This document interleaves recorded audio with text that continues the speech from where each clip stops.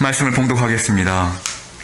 피조물이 다 이제까지 함께 탄식하며 함께 고통을 겪고 있는 것을 우리가 아느니라. 그뿐 아니라 또한 우리 곧 성령의 처음 익은 열매를 받은 우리까지도 속으로 탄식하여 양자 될 것, 곧 우리 몸의 속량을 기다리느니라. 우리가 소망으로 구원을 얻었음에 보이는 소망이 아니니 보는 것을 누가 바라리요. 만일 우리가 보지 못하는 것을 바라면 참음으로 기다릴지니라. 이와 같이 성령도 우리의 연약함을 도우시나니 우리는 마땅히 기도할 바를 알지 못하나 오직 성령이 말할 수 없는 탄식으로 우리를 위하여 친히 간구하시느니라. 마음을 살피시는 이가 성령의 생각을 아시나니 이는 성령이 하나님의 뜻대로 성도를 위하여 간구하심이니라. 아멘. 이 시간 우리를 도우시는 성령님이라는 제목으로 담임 목사님 말씀 전하시겠습니다.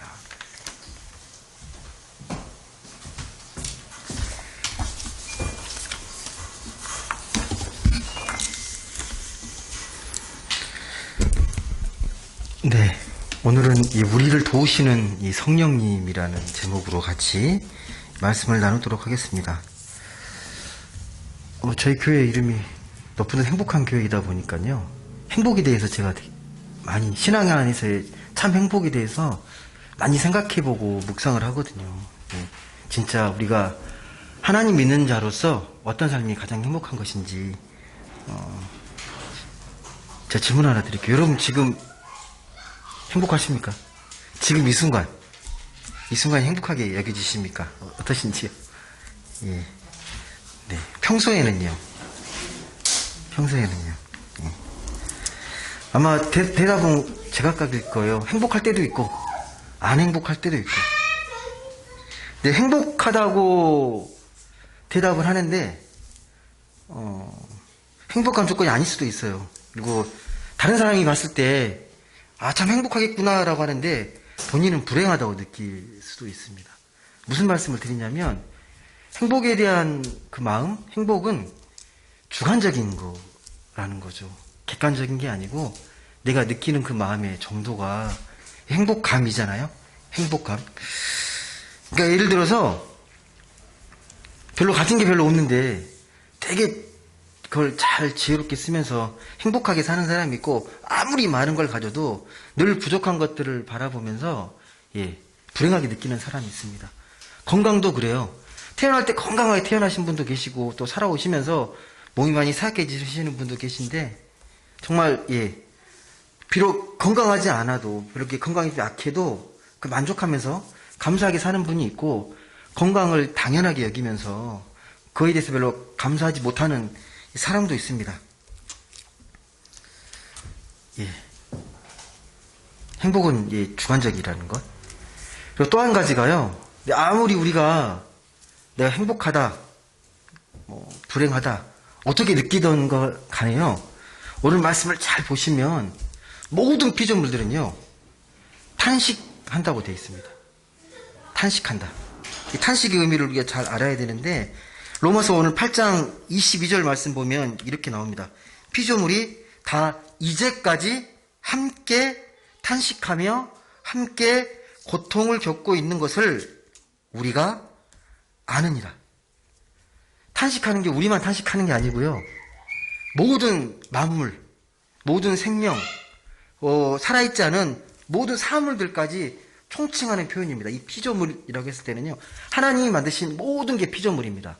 그러니까 밖에 나와 있는 장미나 풀이나 꽃, 새, 동물, 벌레, 곤충, 물고기뿐만 아니라 산, 들, 바다, 공기, 이 모든 것들이 하나님의 피조물입니다.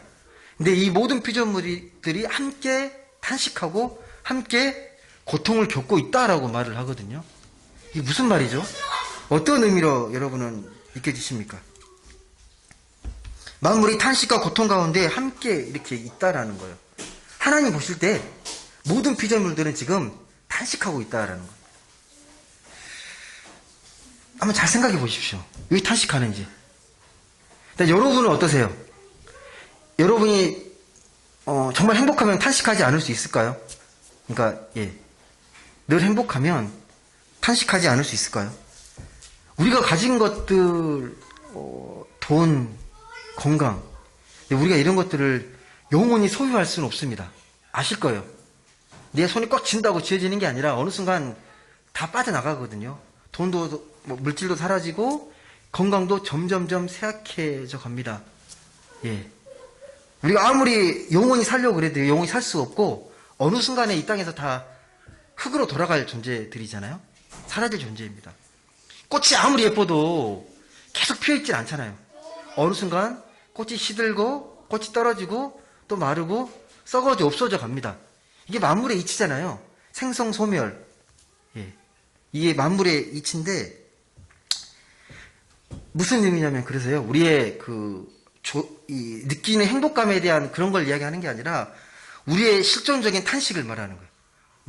우리가 피조물로서 갖고 있을 수밖에 없는 본질적인 탄식, 실존적인 탄식을 이야기하는 겁니다. 분리수거를 하잖아요. 제 분리수거 집에서 제가 하거든요. 뭐 다 아시겠지만 이게 분리수거 할 때 이제 뭐 플라스틱 뭐 병 이렇게 뭐 캔 이렇게 버리는데 처음에 이 물건들이 되게 귀하고 좋았던 것들인데 다 쓰고 쓸모가 없어지면 이게 다 버려지잖아요.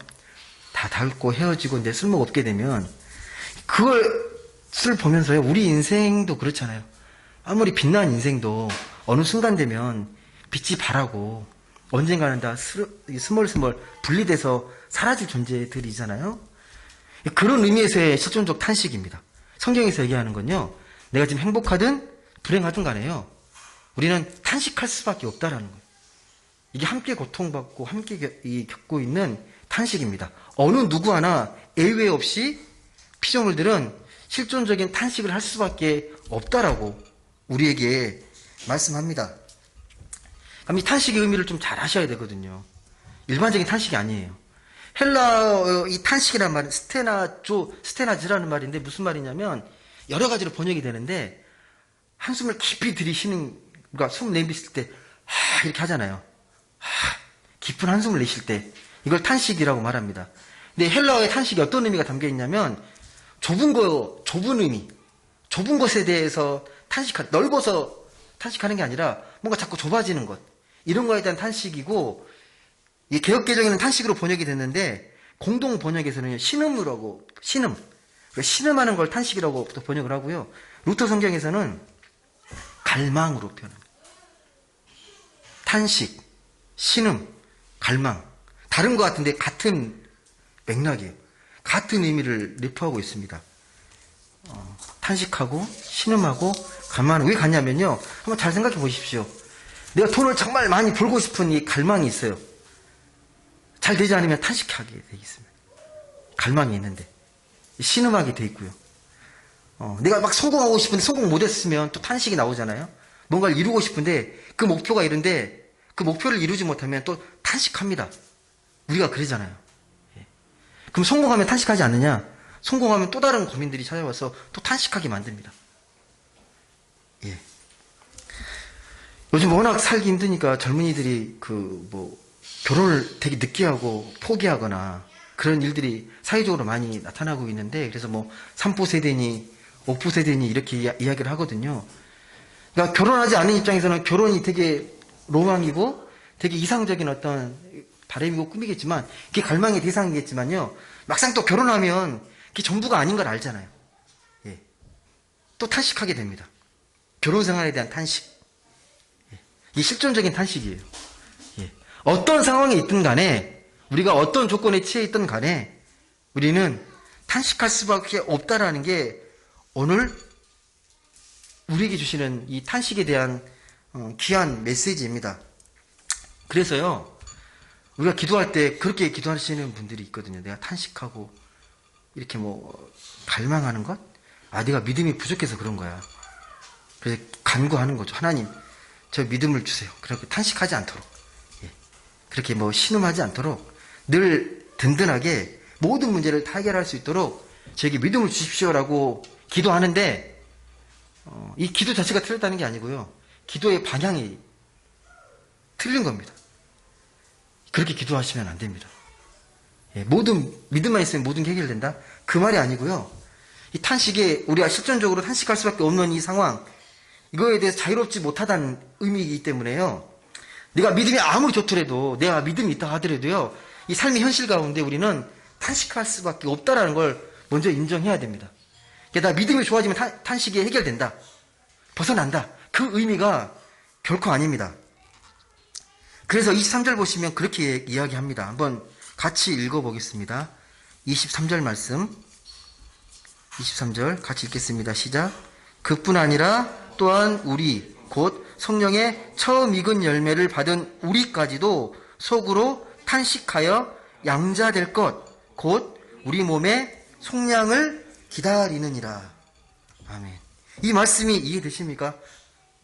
성령의 처음 익은 열매가 뭐예요? 예수 그리스도죠. 성령의 처음 익은 열매. 부활을 상징하는 거예요. 그러니까 성령의 처음 익은 열매, 우리가 주님을 믿고 부활의 약속을 받은 우리잖아요. 그런 사람도 탄식하지 않는 게 아니라 탄식한다는 거예요. 우리 믿는 사람들도. 상대적인 차이가 있긴 하지만 우리 믿는 사람들도 부활의 약속을 받았지만 그래도 탄식합니다. 왜? 왜 그럴까요? 부활의 약속이 있는데 왜 탄식하는 거죠? 이 부활의 생명이 완성되지 않았기 때문에 그렇습니다. 우리가 구원을 약속받고 구원받은 게 맞는데 아직 완성되지 않았어요. 완성은 언제 됩니까? 주님이 다시 오실 때. 다시 오실 때. 그때 구원이 완성되고 새하늘 새 땅이 완성이 됩니다. 그때는 아무도 모르죠. 그때 오셔야. 근데 그때를 기다리는 거잖아요, 우리가. 성령의 처음 익은 열매, 부활의 소망을 갖고 우리가 살아가는데 그 새 생명이 완성되지 않았기 때문에요. 우리가 이 땅 가운데 살아가지만 여전히 갈망하고 탄식합니다. 여전히 예수 믿는다고 배가 안 고픈 게 아니고요. 배가 고프고 몸이 아프고요. 지나친 욕망에 빠집니다. 그렇잖아요. 거짓말도 하고. 예. 여전히 이기적이고.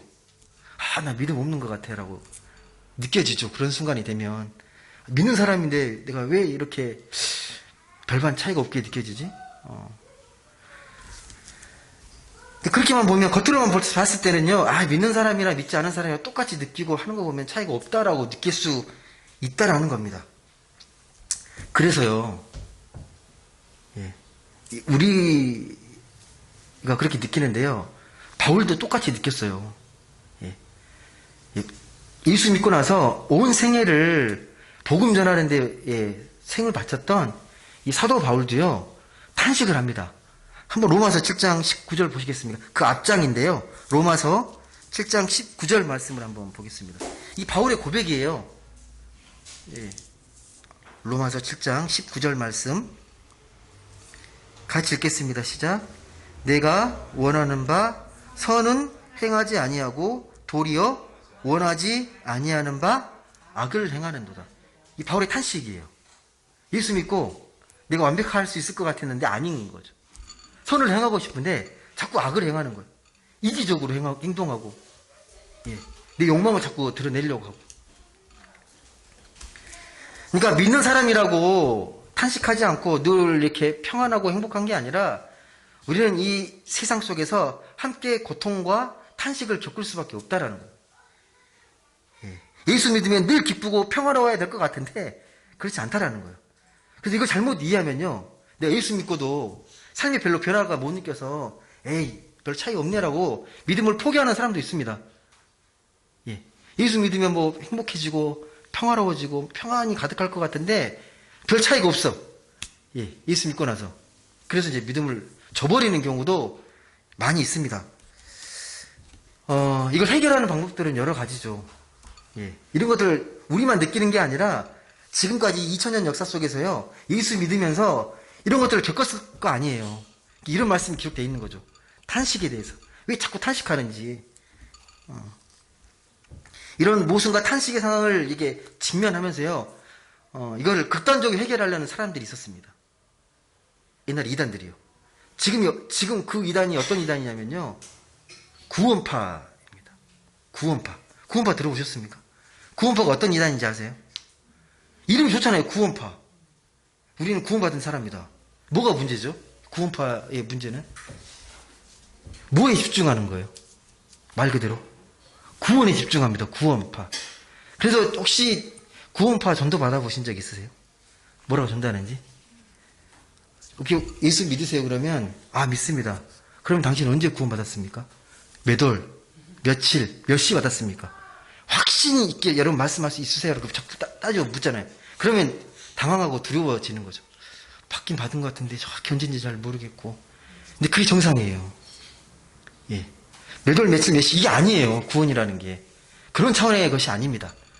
근데 이 세상 현실 가운데 너무 탄식할 수밖에 없으니까요. 자꾸 극단으로 가는 거죠. 내가 구원받은 거에 집중하는 거예요. 내가 구원받았다. 난 구원받은 사람이다. 더 이상 이 세상의 슬픔과 탄식에 더 이상 매이지 않을 수 있다. 해방됐다라고 이야기하는 거예요. 거기에 맹목적으로 빠져드는 거예요. 네가 구원받은 사실. 이걸 구원파뿐만 아니라요. 일반 교회에서도 충분히 나타날 수 있는 현상이거든요. 그러니까 이 세상이 너무 현실이 복잡하고 슬프고 힘들고 그러니까 자꾸 이 교회라는 이 종교생활 테두리에 자꾸 들어오려고 하죠. 삶과 자꾸 분리시키면서 오직 나의 시간들을 하나님께 집중한다는 명분으로 교회 생활에만 집중하는 거예요. 교회 생활에만. 종교 생활, 경건 생활에만 집중하는 거죠. 왜 그게 마음 편하니까. 세상을 딱 등지고 교회 안에만 있으면 편하잖아요. 네. 근데 그건 구원의 가치를 정말 오해하시는 겁니다. 정말 구원이 뭔지, 구원의 본질이 무엇이고, 구원의 가치가 무엇이고, 구원에 담긴 영적 의미를 잘 모르게 되면요. 단순하게 생각하는 거예요. 내가 예수 믿고 구원받았으니까 이제 교회 생활만 열심히 할 거야로 쉽게 환원시켜버리는 거예요. 예. 세상은 뭐 모르겠고 나는 하나님 앞에 열심히 예배하고 기도하고 말씀만 보겠다. 틀린 게 아닌데 마음의 자세, 방향을 말씀드리는 거예요. 그렇게 예배 드리는 게 아니잖아요, 우리가. 예. 그래서 믿는 자들이 왜 탄식하는지, 믿는 자의 탄식이 무엇인지를 좀 잘 들여다보셔야 합니다. 피상적으로 이해하지 마시고 왜 믿는 자들도 탄식할 수밖에 없는지 그걸 잘 아셔야 합니다. 그걸 모르면 우리 신앙이 위선에 빠지거나 신앙이 자꾸 뜬구름 잡는 이야기예요. 현실성이 없는 자꾸 그런 이야기를 하게 돼요. 혹시 밀양이라는 영화 보셨죠? 밀양이라는 영화. 거기서 약국의 약사가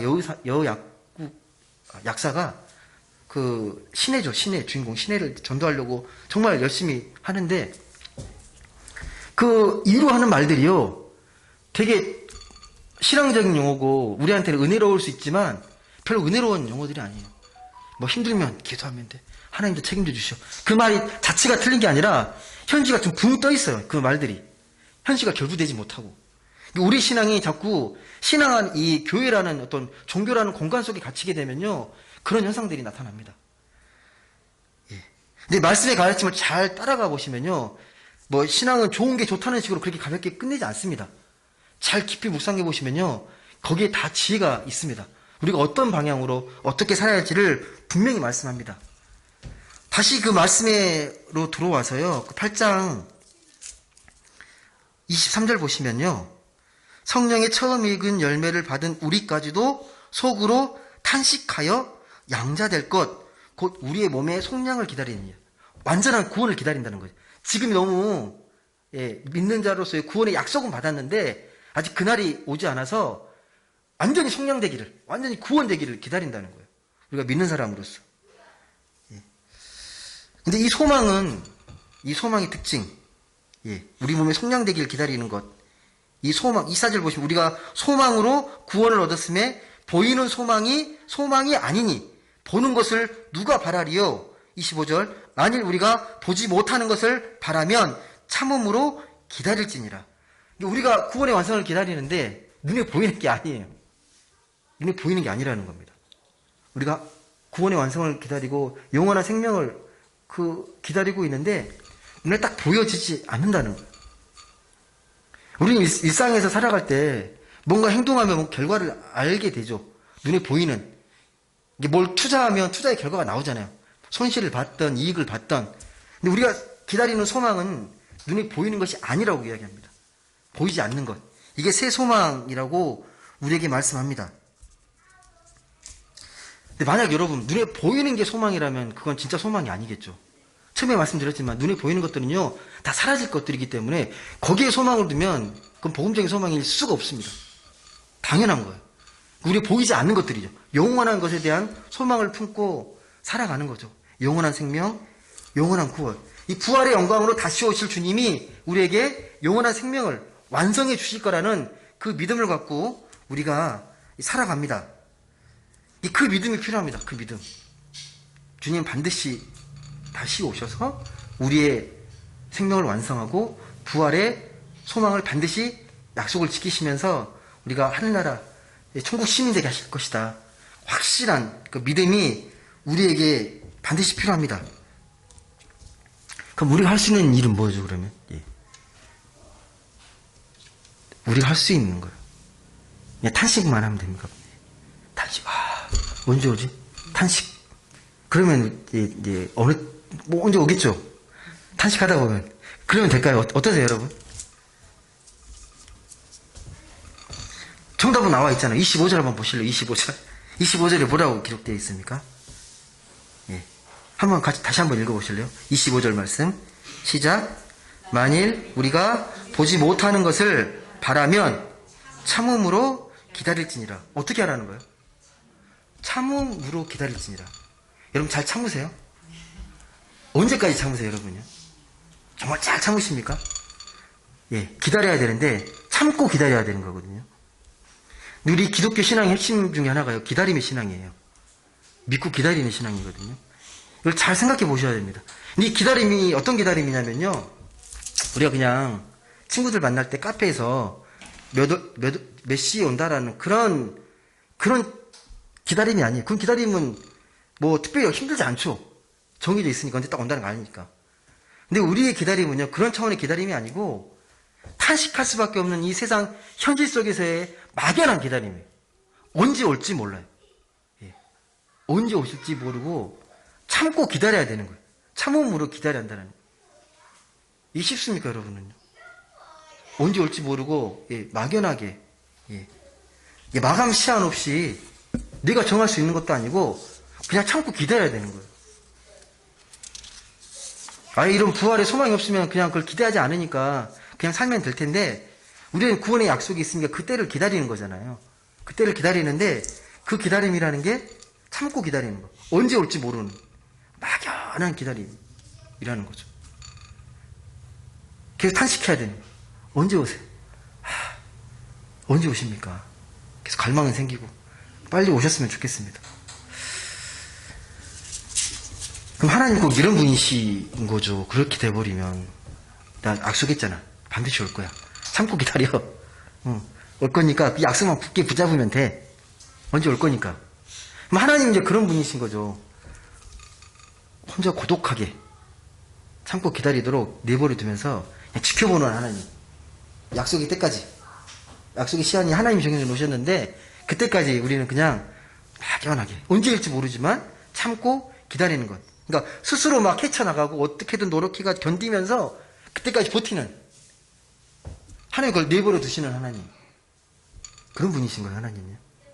여러분의 경험은 어떻습니까? 여러분이 힘들고 어려울 때 뭔가 인내하며 참고 기다려야 될 때 하나님이 어떻게 역사하셨습니까? 하나님이 어떻게 역사하셨습니까, 여러분? 하나님 정말 그러신 분이십니까? 예. 우리 가끔 그러잖아요. 정말 하나님이 도와주시지 않는 것 같고 아무런 음성도 들리지 않고 혼자 고독하게 하나님 없이 살아간다고 느낄 때가 있잖아요. 예. 하나님 정말 그러신 분이신가요? 26절 말씀에 그렇게 말씀하지 않으십니다. 26절 한번 보실래요? 그에 대해서 참고 기다리라고 그렇게 끝낸 게 아니라 26절 분명히 우리에게 말씀을 합니다. 26절 말씀 같이 읽겠습니다. 시작.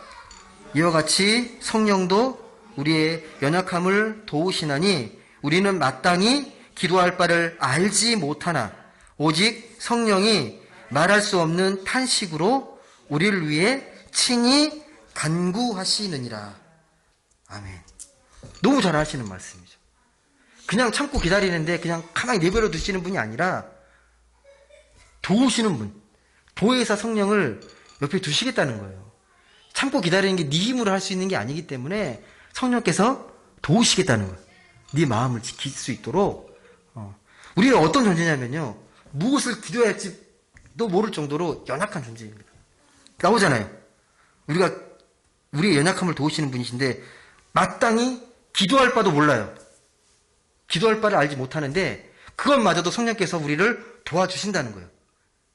그러니까 기도하면서 기도를 배우게 되는 거예요. 기도하시면 돼요. 예. 기도하면서 성령께서 그 마음의 중심을 하나님께로 향하면 그 기도를 바르게 인도하세요. 예. 이 마음만 잊지 않으시면 됩니다. 내가 어떻게 기도하다 하나님께서 성령께서 바르게 인도하신다. 그 믿음을 갖는 게 중요합니다. 왜? 우리의 그 연약함을 너무 잘 아시고 그 연약함을 도우시는 분이 성령님이시기 때문에. 이 성령의 도우심을 계속 강조합니다. 그래서 보시면 3번 연속 계속 강조해요. 오늘 말씀 보시게 되면요. 그리고 마지막 3번째에서 27절 보시게 되면 마음을 살피시는 이가 성령의 생각을 아시나니 성령이 하나님의 뜻대로 성도를 위하여 간구하신다라고 분명히 우리에게 말씀합니다. 계속 성령 너희를 위해서 기도한다. 성도를 위해서 기도한다고 우리에게 분명히 말씀합니다. 이 성도는요, 총칭하는 표현인데 에클레시아 교회 공동체를 이야기합니다. 예. 너희 교회 공동체를 위해서 성령께서 기도하신다는 거예요. 오늘 시간 이렇게 예배하는데 이 순간도 성령께서 역사하십니다. 제가 인도하는 것 같은데 제가 인도하는 게 아니고요. 성령께서 저희 입술을 통해서 말씀을 전할 수 있도록 힘과 지혜를 주시는 거겠죠. 예. 내가 이끈다고 생각하면 그건 큰 착각인 거죠. 예.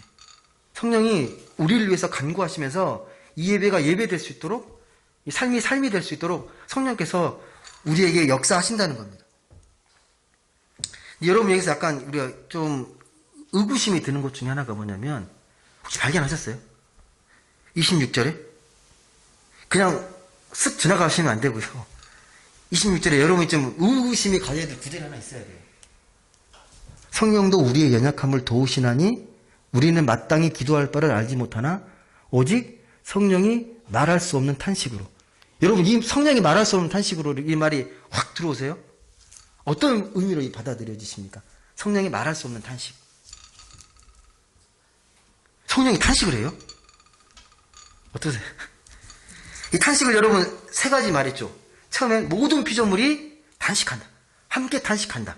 예, 예외가 없다. 또 예수 믿는 사람들도 예수 믿었다고 탄식하지 않는 게 아니라 믿는 자의 탄식이 있다. 믿는 사람 탄식한다. 근데 3번째로 뭐라고 이야기합니까? 성령도 탄식한대요. 그럼 이 탄식은 어떤 탄식이에요? 2가지를 우리가 이해할 수 있다고 하더라도 성령이 말할 수 없는 탄식이라는 게 어떤 의미입니까? 성령이 말할 수 없는 탄식? 이게 뭐예요? 성령이 피조물이에요? 그럼 성령이 탄식한다는 의미는 이 앞에 말씀으로 이해하게 되면 뭐 성령을 위해서 탄식한다는 말밖에 안 되거든요. 그런 의미입니까? 이게 뭔 의미예요? 지금까지 이 구절을요, 그래서요. 여러분이 쉽게 그냥 넘어갔는데, 예, 난해 구절이라고 이야기해요. 난해 구절. 해석하기 어렵다. 쉽지 않다.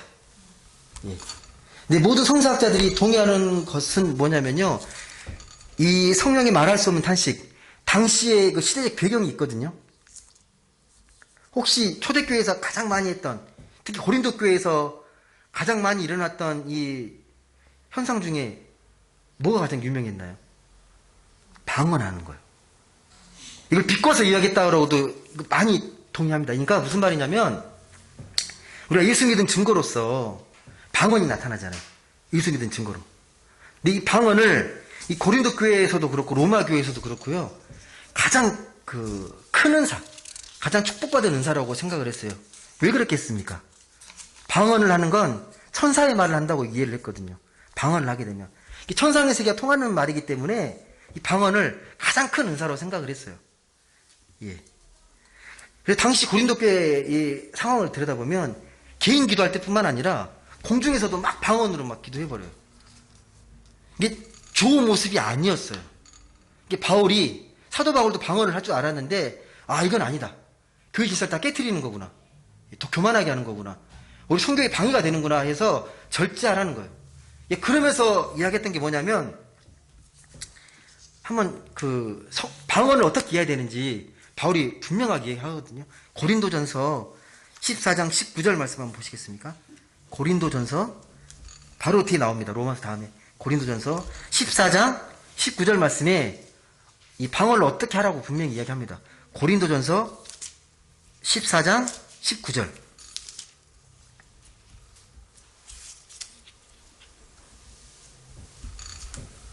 예, 고린도전서 14장 19절. 한번 제가 읽어드릴게요. 잘 한번 같이 음미해 보십시오.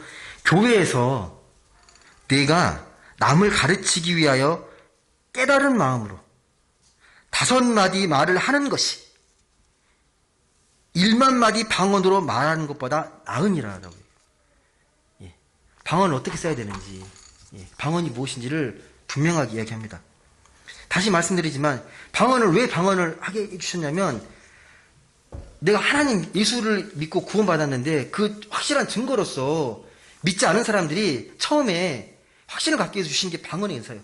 내가 방언하는 걸 통해서 나 예수 믿는 거구나, 그걸 확실히 알게 되는 거죠. 여기서 말씀의 은사는요, 이게 예언의 은사라고도 하는데 믿는 자에게는 더 중요한 게 이 말씀의 은사예요. 말씀을 가르치고 깨닫는 것, 이게 더 중요한 은사입니다. 그래서 5마디로 그 깨달은 마음, 깨달은 가르침으로 말씀하는 것이 1만 마디 방언보다 훨씬 낫다라고 분명하게 이야기를 합니다. 예. 믿는 사람들에게는 방언이 아니라 알아들을 수 있는 말씀이 중요하다는 거예요. 그때는 이게 방언 현상에 너무 취해 있던 거죠. 우리도 그럴 수 있잖아요. 성령을 잘못 오해하면, 성령이 신비적인 것에 너무 취하게 되면요, 자꾸 방언하고 싶고 뭔가 신비적인 것을 내가 경험하고 싶고 뭔가 치유받고 싶고 성령의 역사로 이렇게, 그것도 한 성령의 역사이긴 한데 그건 정말 극히 일부거든요. 본질적인 건 이 성령을 통해서 우리가 예수를 바르게 깨닫고 말씀의 은혜를 받고 성령 충만하게 살 수 있는 그런 진리의 영이거든요. 그렇게 바라봐야 되는데 자꾸 신비적인 현상에 꽂힐 수 있다는 거예요. 구원파가 그랬다니까요. 거기에만 꽂히는 거예요. 그 현상. 그래서 방언 기도하면 어때요? 방언 기도하면 당시에 내가 왠지 신앙이 좋아지는 것 같고 뜨거워지는 것 같고 왠지 황홀공에 이게 엑스타시 경험이라 그러는데, 방언 해보신 분 있는지 모르겠지만 방언 알게 되면 뭔가 뜨겁고 이제 황홀경에 빠질 수 있는 그런 경험들을 많이 하죠. 세상과 나는 감고도 없구나, 오직 하나님, 영혼이 또 고양된 것 같은 느낌? 예, 이미 천국에 들어간 느낌, 막 이런 느낌 받게 되는 거죠. 그 경험이 소중한 경험인데 그 경험에 취하면 안 된다는 거예요. 그런 목적이 아니라는 겁니다. 예. 이게 성령이 말할 수 없는 탄식, 다시 한번 말씀드릴게요. 성령이 말할 수 없는 탄식이라는 건요, 당시에, 그러니까 성령을 받게 되면 이게 방언하게 되고, 이게 약간 이게 탄식, 성령이 말할 수 없는 탄식이 방언으로 우리가 비춰졌던 거예요.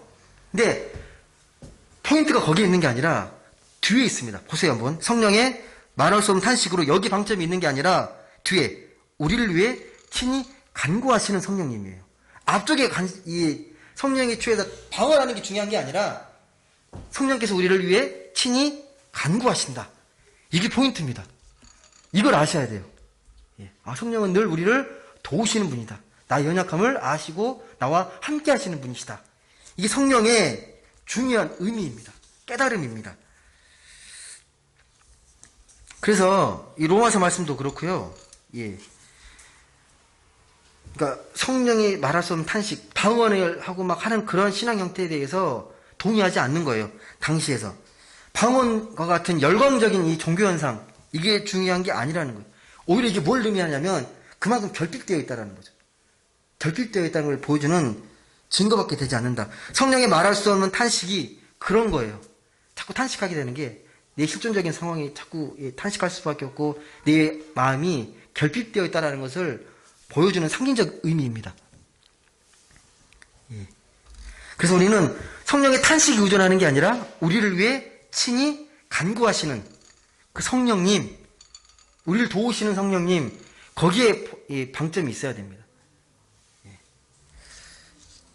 27절에 그래서 한마디로 이렇게 정리하는 거잖아요. 27절. 마음을 살피시는 이가 성령의 생각을 아시나니 이는 성령이 하나님의 뜻대로 성도를 위하여 간구하신다. 이 믿음이 참 믿음이고 이거 성령을 바르게 의지하는 믿음이라는 거예요. 성령은 우리를 도우시고 우리를 위해 친히 간구하시고 하나님의 뜻대로 성도를 위해서 간구하시는 분. 이게 성령의 본질이라는 겁니다. 그러니까 우리가 성령이 우리를 위해서 간구하신 게 뭐지라는 걸 좀 깨달으셔야 돼요. 그럼 성령이 우리를 위해서 간구하신 게 무엇일까? 그 깨달음이 우리에게 필요합니다. 성령은 어떤 분이십니까? 여러분이 아시는 성령님. 여기까지 보시면 성령이 우리를 이렇게 도우시고 우리에게 힘을 주시고 우리에게 간구하시는 분이신데 이걸 한마디로 뭐라고 우리가 표현할 수 있을까요? 이걸 뭐라 그러죠 우리가? 도움의 역할을 하는 걸? 이걸 중보라 그래요. 중보자의 역할. 성령께서 하나님과 우리 사이에 중보자가 되시는 거죠. 중재자의 역할을 하는 거예요. 우리가 삶에서 성령처럼 힘들고 연약한 자들을 위해서 기도하고 하는 게 성령의 역할입니다. 약한 자들, 소외된 자들, 그런 분들을 위해서 여러분이 간구하신다면 성령의 역할을 하고 계신 거예요. 성령이 주도적으로 교회를 이끄시고 우리를 이끌어간다는 그 믿음이 필요합니다. 주보에 저희 그 교회 기도문이 있어요. 첫 번째 기도문이 혹시 어떤 기도문인지 아시죠? 보시면 행복한 기도문이라고 해가지고 높은 정신에 따라 하나님이 주인 되시는 교회, 교회의 모든 계획이 하나님의 뜻과 기도보다 앞서지 않도록 하시고 이 모든 것을 이루어 가시는 분이 철저히 하나님임을 확신하며 하나님의 뜻과 마음을 깊이 헤아리는 교회. 이게 이 말씀에 제가 기초해서 제가 기도 제목을 만든 거예요. 우리가 주주를 끌고 가는 게 아니라 아무리 인간의 많은 계획이 있더라도 우리를 주주를 끌고 가시는 분 성령께서 하시는 역할이거든요. 하나님의 뜻과 계획보다 앞서지 않도록 성령께서 우리의 삶을 이끌어갈 수 있도록 그런 교회가 될 수 있도록. 네. 성령을 한마디로 우리가 쉽게 이해할 수 있는 건 어떤 의미냐면 좀 이게 좀 속된 말일 수 있는데 백. 우리 든든한 백으로 생각하시면 돼요. 백이 있으면 힘들어도 이게 든든하잖아요. 내가 문제 사고 쳐도 백이 다 해결해 주잖아요. 문제가 발생돼도 성령께서 그러신 분이라는 거예요. 말씀이 분명히 기록하고 있어요. 우리 연약함을 도우시고 우리를 위해 친히 간구하시는 분, 우리를 생명으로 이끄시는 분, 우리의 구원을 완성하도록 우리에게 힘을 주시고 참고 기다릴 수 있도록 힘을 주시는 분이 성령이십니다. 우리 든든한 백이에요. 그 백 되시는 성령을 좀 잘 우리가 마음속에 잘 새기시고 늘 기억하셨으면 좋겠습니다. 그래서 오늘 읽진 않았지만요. 그 마지막 이 성령의 역사로 인한 결론을 28절에서 분명히 이렇게 이야기합니다. 성령에 대한 바른 확신과 믿음이 있으면 28절처럼 돼요. 우리가 너무 잘 아시는 말씀입니다. 한번 같이 읽어보겠습니다. 28절 같이 읽어보겠습니다. 시작. 우리가 알거니와 하나님을 사랑하는 자 곧 그의 뜻대로 부르심을 입은 자들에게는 모든 것이 합력하여 선을 이루느니라. 아멘. 이겁니다. 여러분 성령을 우리가 바르게 이해하면요 딱 이 마음이 들어요. 성령께서 모든 것을 합력해서 선을 이루어 가시는구나. 이 말씀만 똑 띄어서 읽지 마시고요. 이 말씀의 흐름 속에 나온 결과예요. 성령을 다 바르게 인식하고 성령이 말할 수 없는 탄식으로 우리를 친히 간구하시는 그 하나님 우리가 바르게 믿게 되면요 이 믿음의 고백이 생긴다니까요. 모든 것이 협력하여 선을 이룬다는 믿음이 저절로 고백된다라는 거예요. 이 바울의 고백입니다. 바울의 고백입니다.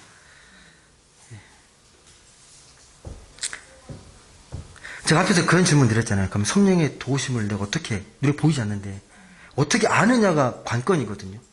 그게 문제거든요. 어떻게 알 수 있을까요? 성령의 도우심? 내가 성령의 도우심을 받고 있다. 성령이 나를 이끌어 가신다.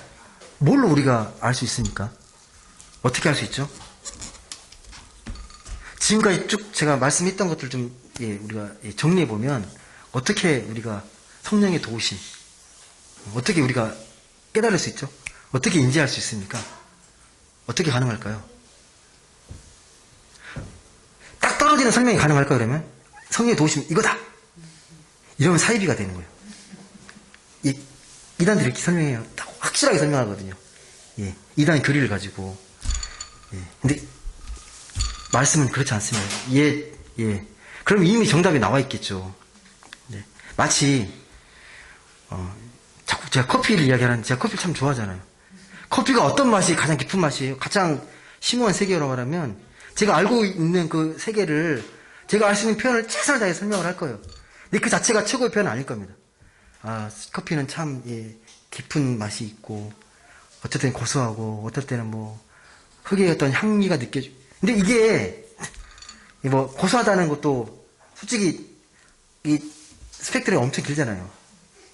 잠깐 고소할 수도 있고, 깊은 고소한 맛도 있습니다. 이건 우리가 표현할 수 있는 한계예요, 한계. 다 표현할 수 없습니다. 성령도 마찬가지예요.